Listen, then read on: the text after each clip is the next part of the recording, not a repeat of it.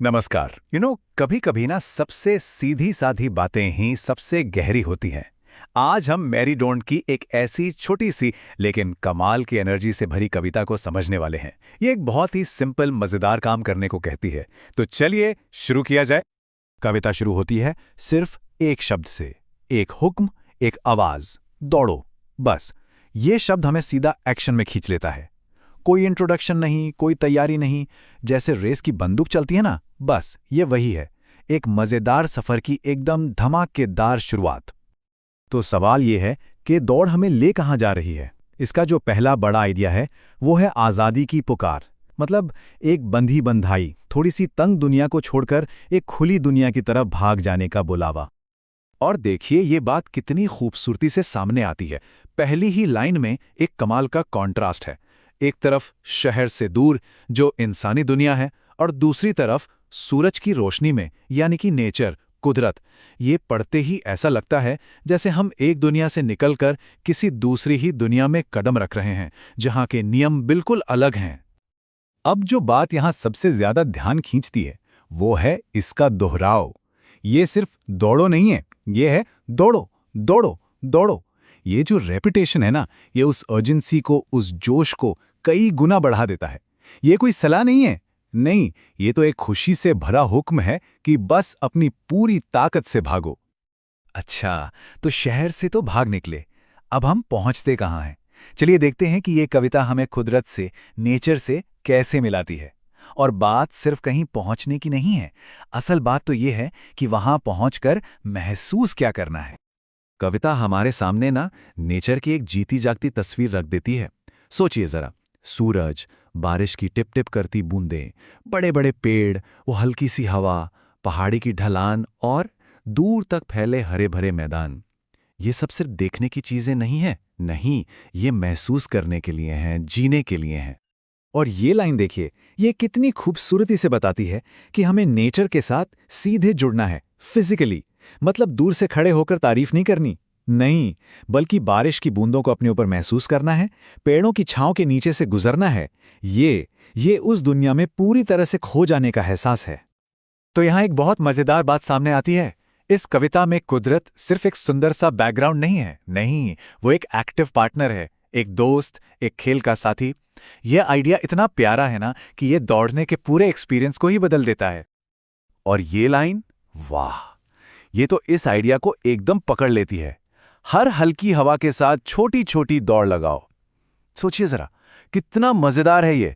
ऐसा लग रहा है मानो हवा के साथ एक फ्रेंडली रेस हो रही हो। इससे ज्यादा खुशनुमा तरीका और क्या होगा नेचर से जुड़ने का। चलिए अब बात करते हैं खुद दौड़ने के एक्ट की।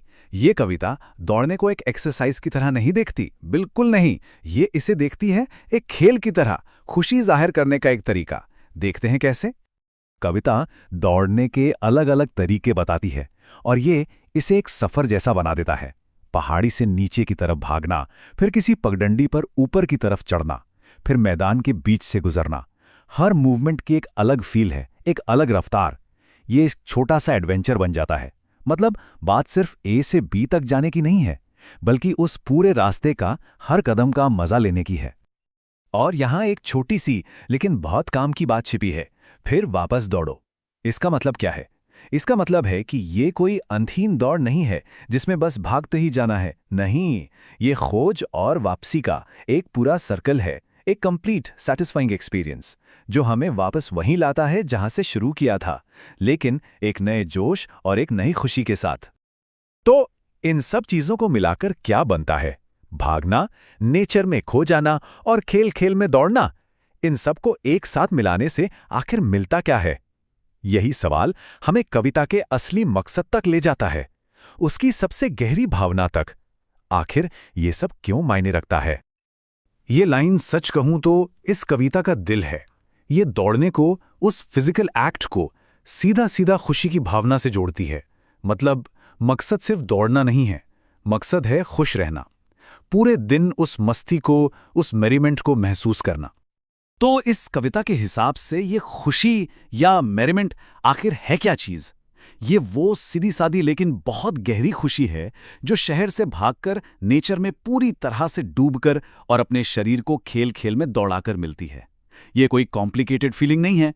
ये तो एक बहुत ही बेसिक, आसानी से मिलने वाली खुशी है जिसे हम सब महसूस कर सकते हैं। और कविता का अंत होता है एक जोरदार, आजाद कर देने वाले एहसास के साथ। दूर, दूर, दूर। इस शब्द को 3 बार दोहराना ये आज़ादी की उस फीलिंग को एकदम पीक पर ले जाता है। ये एक आखिरी आवाज़ है कि सब कुछ पीछे छोड़ दो और इस खुली दुनिया को गले लगा लो। सच में ये एक गहरी, ताज़ी सांस लेने जैसा है। तो आखिर में हम कह सकते हैं कि ये कविता एक बहुत ही सिंपल लेकिन बेहद पावरफुल इन्विटेशन है। यह हमें याद दिलाती है कि कभी-कभी सबसे गहरी खुशी सबसे आसान चीज़ों में ही छिपी होती है। अपने शरीर को मूव करने की आज़ादी और अपने आसपास की कुदरती दुनिया से जुड़ने की आज़ादी, ये एक ऐसी खुशी है जो हमेशा हमारे लिए मौजूद है। तो ये कविता हमें एक आखिरी सवाल के साथ छोड़ जाती है। इसकी जो स्पिरिट है, इसकी जो भावना है, उसे अपनी अपनी ज़िंदगी में कैसे लाया जा सकता है? और इसके लिए मैदान में सचमुच दौड़ना ज़रूरी नहीं है। नहीं, ये कुछ भी हो सकता है, कोई भी ऐसी चीज़ जो किसी को आज़ाद और खुश महसूस कराए। तो सवाल ये है, हर किसी की अपनी खुली दौड़ कैसी दिखती है?